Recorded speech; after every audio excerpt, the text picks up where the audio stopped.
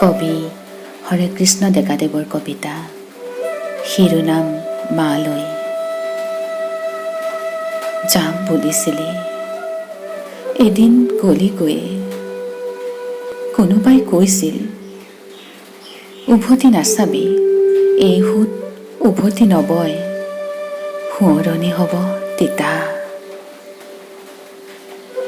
সেই যে জুহালৰ কাষত পিঠা ভাজিছিলি, কাষত বহিছিলোঁ, কৰিছিলোঁ আবদাৰ।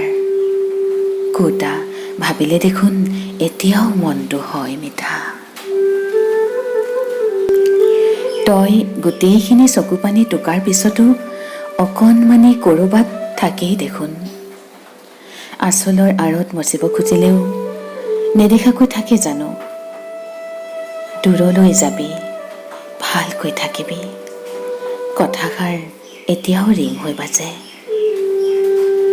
তই দিয়েই থাকিলি, একো নুখুজিলি। উভতাই কিবা দিব লাগে বুলি তেতিয়া দেখোন নাভাবিলোৱেই। এতিয়া কিবা মন গ'লেও দিব নোৱাৰোঁ, মনতে সামৰোঁ।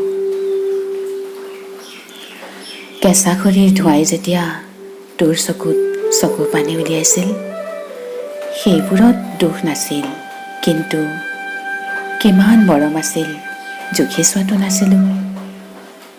তোৰ ভাগৰ পৰা অকণমান হ'লেও বেছিকৈ দিওঁতে তাতো যে কিবা চেনেহী আছিল, ক'তনো ভাবিছিলোঁ। এতিয়া জানো, কেতিয়াবা মনে মনে তই চকু পানী টুকিছিলি, দুখবোৰ মাথোন লুকাই থৈছিলি। সেই চকু পানীবোৰ সূতা হোৱা হ'লে এখন চেলেঙেই হ'লহেঁতেন কিজানি। মৰমতে যে দুখ শুপোৱা যায়, তেতিয়া যদি জানিলোহেঁতেন। এতিয়া বুজিছোঁ, বুজিলে কি হ'ব, তই বা ক'ত আছ, তোকনো কেনেকৈ কওঁ। পিতা যেতিয়া তোৰ ওচৰত বহিছিল, মোৰ পিতাৰ ঠাইত বহিবলৈ মন গৈছিল। পিতা গ'ল গৈ, কিন্তু খালী হৈ ৰ'ল ঠাই। তোৰ উকা কপাললৈ চাই ভাবিছিলোঁ, আচলতে পিতাৰ ঠাই কপালখনেই আছিল নেকি। ইমান সৰুতে আইতাই কোৱা কথাকে সঁচা বুলি ভাবিছিলোঁ। পিতা হেনো আকাশলৈ গ'লগৈ। তৰাবোৰৰ মাজত বিচাৰিছিলোঁ পিতাক, পোৱা নাছিলোঁ। তেতিয়া ৰাতিপুৱা বেলিটোলৈ চাই ভাবিছিলোঁ, বেলিটো আনি তোৰ কপালত এটা ৰঙা ফুট যদি কৰিব পাৰিলোহেঁতেন, পিতা বাৰু আহিলহেঁতেন নে ঘূৰি। মনে অঁকা ছবি সঁচা নহয়, জানিছিলোঁ। তোৰ ৰুধি কপালত কি দুখ আছিল তেতিয়া বুজা নাছিলোঁ। তই গুচি যোৱাৰ পিছত জানিছিলোঁ, তই গলি গৈ আৰু ঘূৰি নাহিবলে। তেতিয়াহে তোৰ লগতে পিতাকো হেৰুৱালোঁ। মা, তইতো বেলিতো নাছিলি, তথাপিও আমি ছটি ল'ৰা ছোৱালীয়ে গ্ৰহ একোটিৰ দৰে তোৰ চাৰিওফালে ঘূৰি আছিলোঁ কিয়? তোৰ সংসাৰখন দেখোন ঘূৰিছিল পিতাৰ চাৰিওফালে, আমাকো লগতে লৈ। মই মোৰ প্ৰথম পদ্য লিখি চুচুক চামাককৈ আহিছিলোঁ তোৰ ওচৰলৈকে।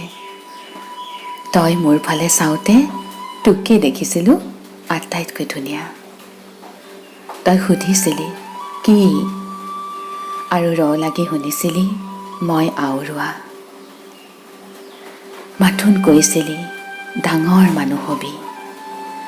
পিছত জানিছিলোঁ সকলো ল'ৰা ছোৱালীকে সকলো মাকে ডাঙৰ হ'বলৈ কয়। ডাঙৰ হওঁতে বহুত কবিতা লিখিলোঁ মা, কিন্তু তোকনো শুনালোহেঁতেন কেনেকৈ। সেইবোৰ যে ভব্য গব্য পোচাক পিন্ধা ভাৱনাৰ একোটা একা বেকা পাক আছিল, তোক নুশুনালোৱেই নহয়। তোৰ যদি কিবা অভিমান আছিল, কোনোদিনে নকলি দেখোন। এতিয়া তোৰ কাৰণে সহজ পদ্য লিখিছোঁ মা, তই জানো আহিব পাৰিবি? মই যদি ডাঙৰকৈ মাতো শুনিবিনে?